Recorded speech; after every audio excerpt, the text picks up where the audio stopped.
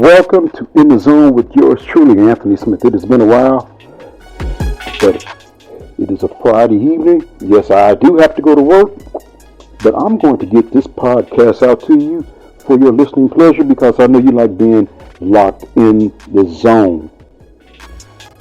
So without further ado, let's just go ahead and step on into the zone. As we've seen here now, NBA stars speak out on Brittney Griner and fans react.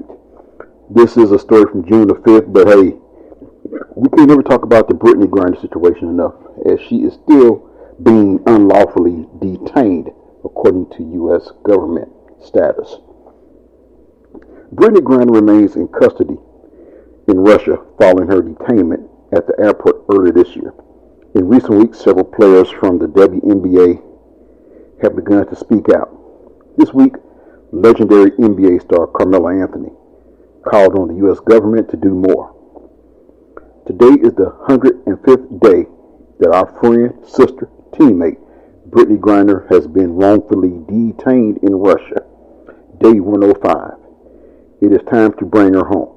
Let's bring attention to this matter by sharing BG's story and getting the petition, he tweeted. Fans of Griner also appreciated the move by Anthony. Melo is one of the first male athletes to take on Brittney Griner's cause. The effort is intended to press the White House to cut a deal that would bring her home, ESPN's TJ Quinn tweeted. Carmelo Anthony, one of the few still talking about Brittney Griner. This alone speaks volumes, one fan tweeted. Free Brittney Griner, one fan added. Hopefully, Griner will be brought home soon.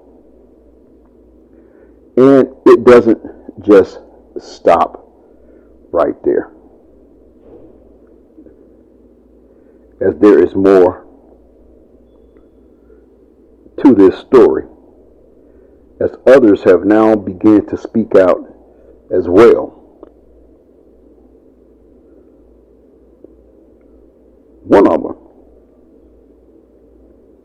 being a Marine, as a U.S. Marine makes opinion on Brittney Griner very clear. U.S. Marine makes opinions on Brittney Griner very clear. Former U.S. Marine Trevor is calling for the release of WNBA star Brittney Griner from Russian custody. Reed, a Marine, was detained in Russia for nearly 3 years. He was released through a prisoner swap in April of this year. Reed calls his experience of waking up in Russia each morning a nightmare.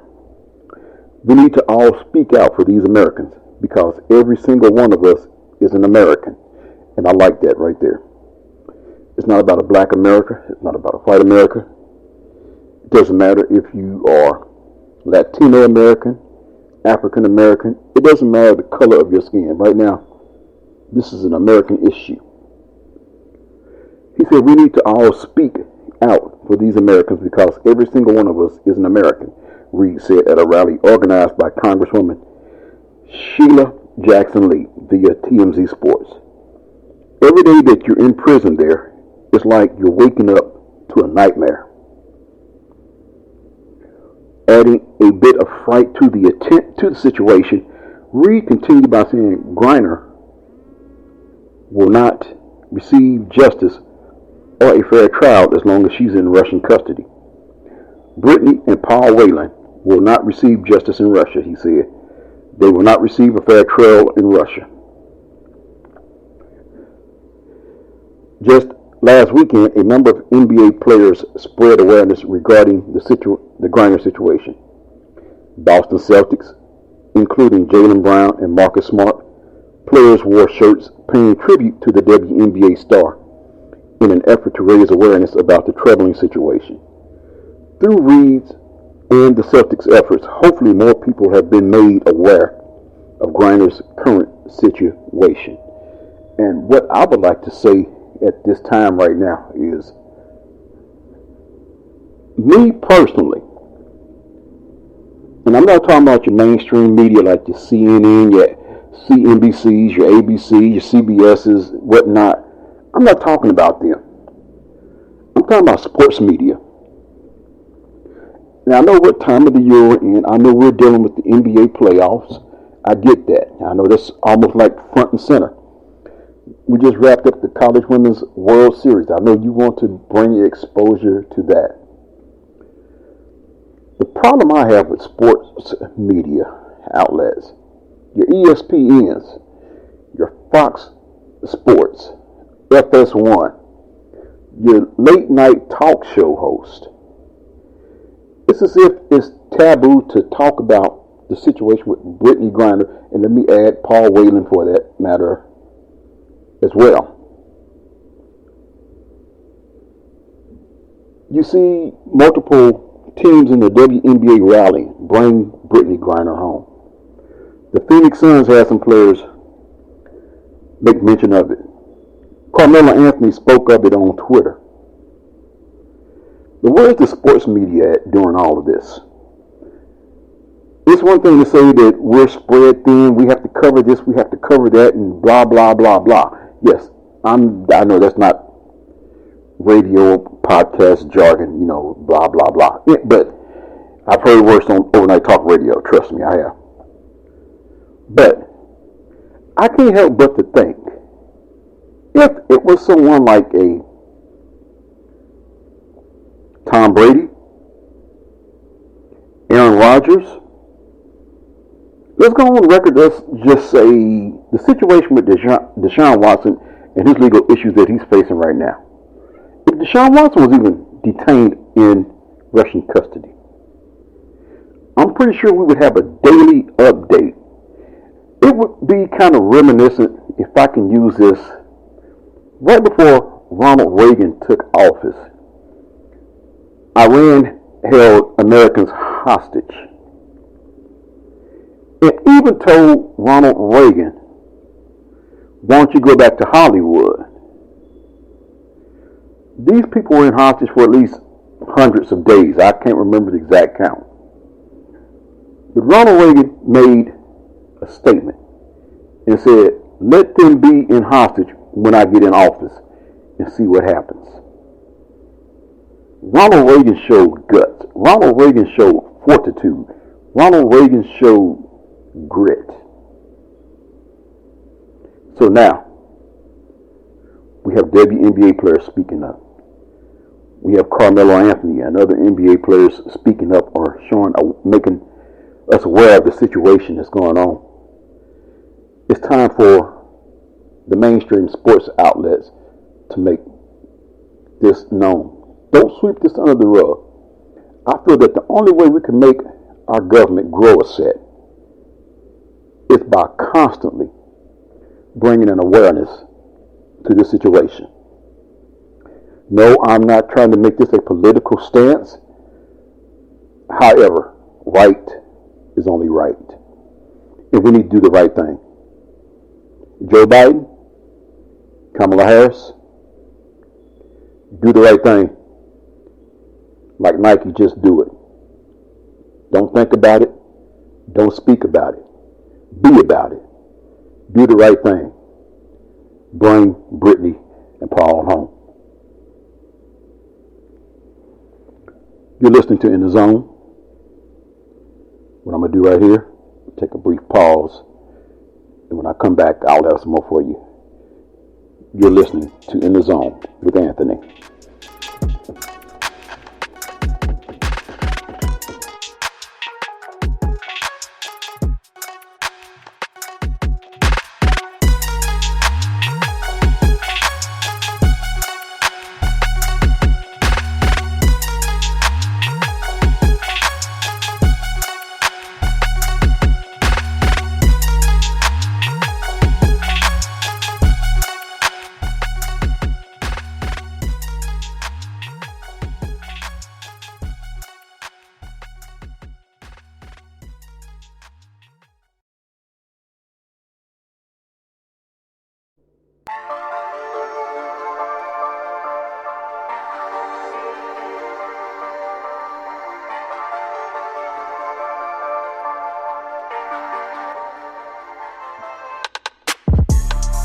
Welcome back to In the Zone with Anthony.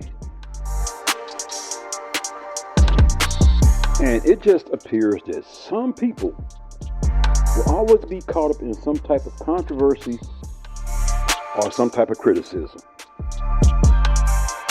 However, this time, this story has a twist, and it does involve one LeBron James.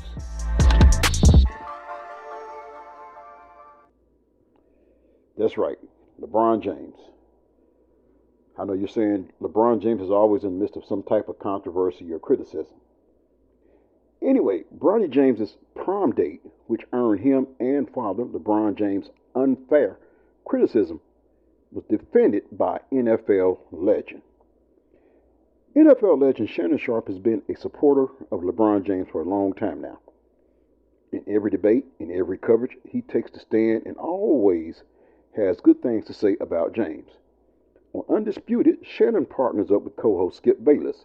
Skip, on the other hand, is probably one of the fiercest criticizers of LeBron in the world. And just like Shannon has been a fan for years, Skip has been a critic for years. But that just makes their duo even more entertaining. Recently, though, Shannon was asked about LeBron James' son, Bronny James' personal life. Not so long before Bronny James took over the internet with his high school prom date. And along with Bronny, LeBron also had to face criticism for his son's date. This was absolutely unnecessary and unfair, according to many people. And Shannon Sharpe was one of them. I've always been a big supporter of LeBron. There's some craziness going on right now online. I think that Bronny James. Right. And people are criticizing his prom date. People would rather you be miserable with someone of your own race than you be in love with someone of a different race. It is so utterly ridiculous. I read the comments. Yeah. People need to get a life. Let that man be happy. I get it. But if that's not what brings him joy, if that's not what brings him happiness, who are you to tell him who he should be with because it's not of his race? The people. That's right. Our people, man, sometimes I get so sick of them sometimes because it's ridiculous. Let the man be happy. That's your problem. You went with someone because they're black. That don't make you happy, but because society says, we should be with our own race, that's what you're willing to do. No, I'm going to be with who makes me happy. Damn what y'all say. Y'all live y'all life. I'm going to live my life. What is it costing you? You don't have to feed Bronny. Bronny doesn't live with you. You don't have to see Bronny. People get so concerned with everybody else's life that they don't they don't live their life because you worried about somebody else's life. Yeah. I'm like, what is it? I was reading it and I was like, oh man, that's a cute couple. Bronny looks so happy. Oh, this and that. Yeah. I'm like, people. Almost. You think it could have ruined his night, man? No. I hope not. He probably didn't see it until later. Yeah. But it shouldn't ruin his night because Bronny can't live his life for someone else. He has to live for him. And far too many people live their life for other people. Yeah. Social media has done it. Social media is great because it's your own platform. It's your own radio show. It's your own TV show. Yeah. You can be your host. You can be a professional at everything. But it's forced people to live their lives for other people because now you're living your life through the lens of how you're being portrayed. And I can't do that. It gets blurred. Yeah, I can't do that. I got to be me. And those were the words of Shannon Sharpe. Bluntly put, plainly put, and truthfully put. And to that,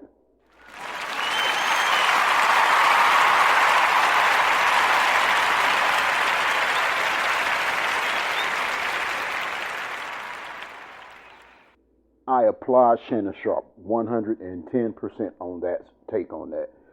Looking at this picture here of Bronny and his prom date, they look beautiful. And can't nobody, and I mean nobody, can't nobody take that away from them. But what's even worse, I'm pretty sure the people that had comments to make are supposed to be full-grown adults. Why are you attacking a 17-year-old kid? For real. Yes, I know He's the son of LeBron James, and maybe y'all using him as a scapegoat to get under LeBron's skin. But still, at the end of the day, anybody remember the coach at Oklahoma State? His name is blank to me. Y'all know what I'm talking about. But he said it best. He said, don't come after these kids. Come after me. I'm a grown man. What I'm saying is you have no reason first to attack LeBron James. And second of all, this is a 17-year-old kid enjoying his high school prom. Get over it. Deal with it, but get over it. It's a damn shame that we are still dealing with issues like this. Get over it.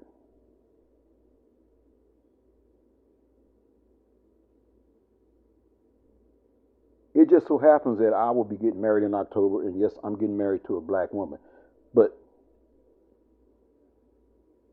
the content of a person's skin shouldn't make a difference.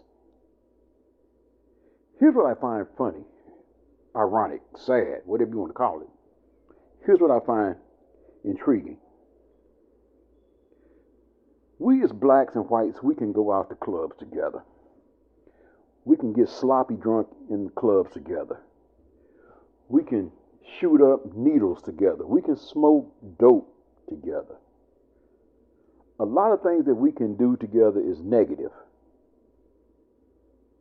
But when it comes to this thing called love, or whatever you want to call it, we frown down on it. We say they're not of your race. Yes, I get it. Back in biblical times, I understand that Jews and Samaritans didn't have no dealings with each other. I get that. But this is not a biblical podcast. This is a sports podcast.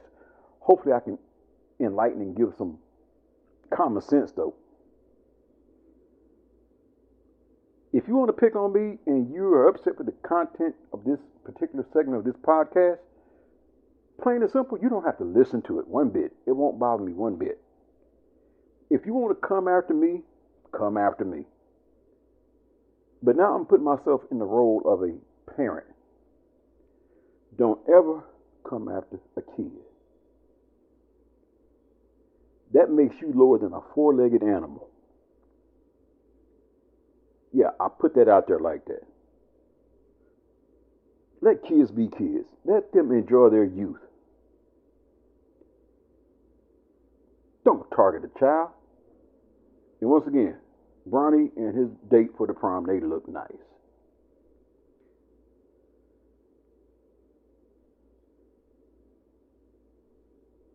And Shannon Sharpe even took it a step further when he said, "and our people." But I'm going to take it a step further. Shannon Sharpe is not just our people.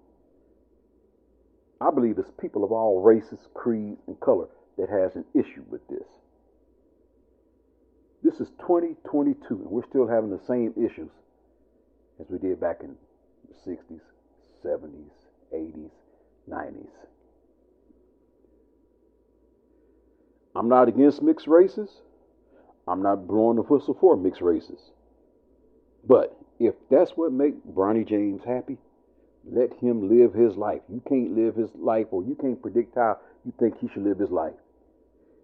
You're barely living your own life, let alone trying to live somebody else's life.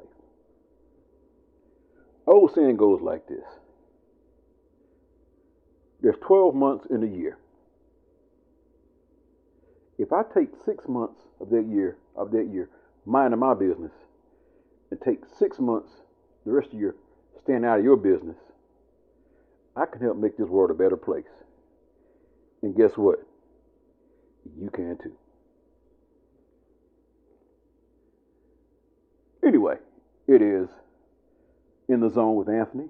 I'm going to take another break, and I'll be right back. So stay tuned to In the Zone with Anthony.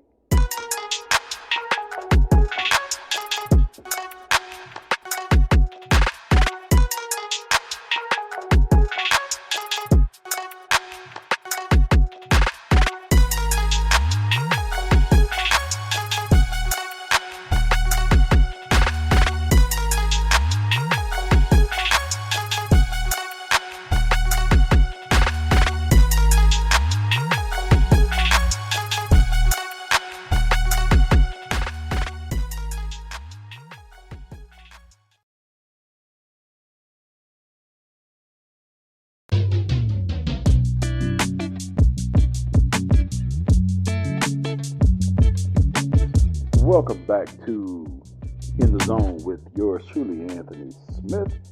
So glad you could be joining me on a Friday afternoon. One of the quickest 30-minute podcasts I'll probably put together based on the time frame that I have as I'm getting ready to get out of here and get to work. As we're looking at Game 4 coming up of the NBA Championship with the Celtics, that's right, the Boston Celtics leading the series 2-1. So let's go back to Friday as the Celtics hang on for a 116-100 win over Warriors in Game 3 to take a 2-1 NBA Finals lead. The Boston Celtics held firm on their home court Wednesday night, defeating the Golden State Warriors 116-100 in Game 3 of the NBA Finals.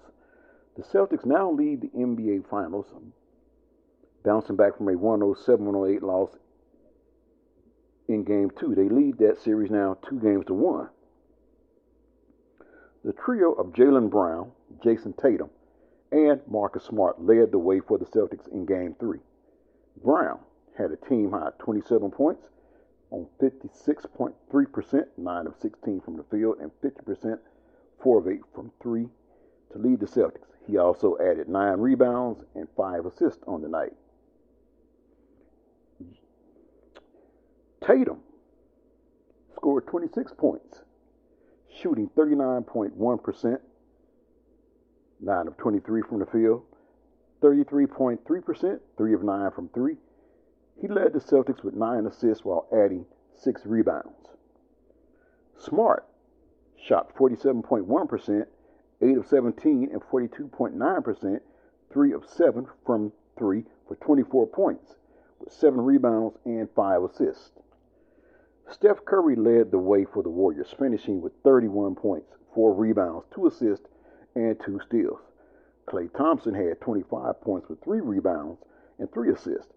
Trailing by as many as 18 points, the Warriors were able to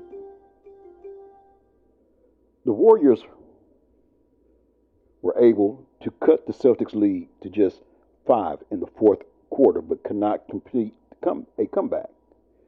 Boston will host the Warriors for Game 4 of the NBA Finals on tonight at 9 p.m. Eastern. In other related news, in case you missed, Steph Curry went down with the injury, but played on through it for the next few minutes before Steve Kerr took him out.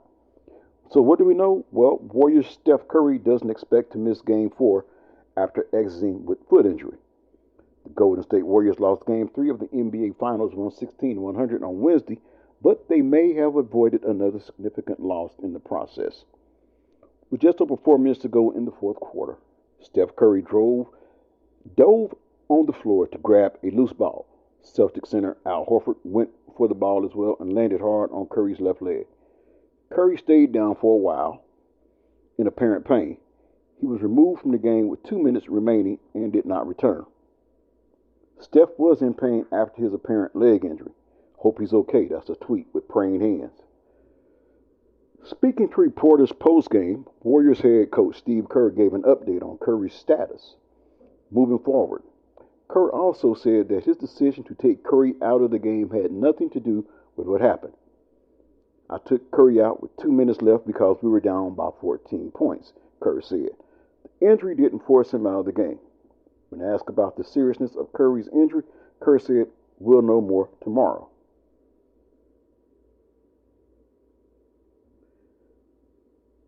So here is some of the back and forth that went on. Steve Kerr being asked about Steph Curry potentially being injured.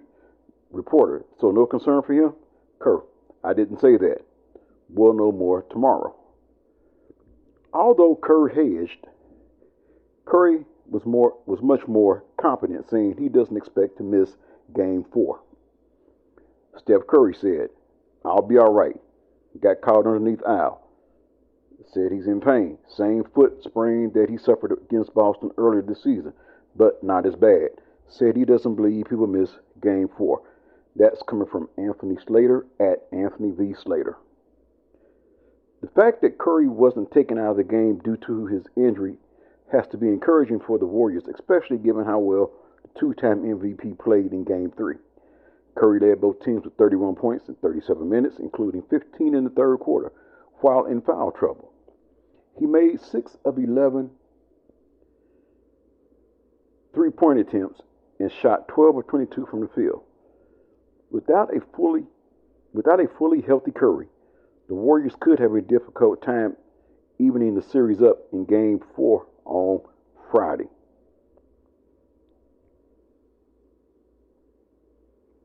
And before I bring this to a close, have another piece of news here, still centered around the NBA playoffs. Hall of Famer Tracy McGrady explains what a 4th title would mean for Steph Curry's legacy. Stephen Curry's legacy is secure in the eyes of most NBA observers, but Tracy McGrady thinks another title will really cement it. McGrady believes that a 4th title would be significant for Curry's legacy because of how it would be won. The former NBA All-Star feels that Curry's first title with the Golden State Warriors was cheapened by the fact that Cleveland Cavaliers guard Kyrie Irving missed virtually all of the NBA Finals in 2015. In 2017 and 2018, McGrady believes Curry was not the best player on the team, with that honor going to Kevin Durant. A title in 2022 would be significant to McGrady because it would come with Curry as the centerpiece of the team and against a Celtics squad that is largely at full strength. Here's what was said. That's a tough question, McGrady said of where Curry would rank all time via Chase Hughes of NBC Sports Washington. Because he has his career individually and with what he's accomplished with his team is tough. Because you got to think, he won a championship, right, against LeBron James. That doesn't have Kyrie Irving. That doesn't have Kevin Love. He didn't win the Finals MVP, right? Then he loses a 3-1 lead to LeBron, gets KD. KD comes and wins 2 championships. So that gives Steph 3 championships, but KD wins the 2 MVPs, right? McGrady's assertion about Durant might not necessarily be backed up by others.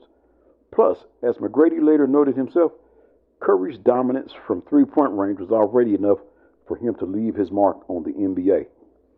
When history looks back on the Warriors' decade of success, Curry will likely be the one portrayed as being at the center of it. He's probably content with that legacy. And with that being said, I am going to bring this podcast to a close, but I will be back with some more in the days and weeks to come. So always stay locked in the zone. This has been yours truly, Anthony Smith with In the Zone. Until the next time, be blessed. Be a blessing.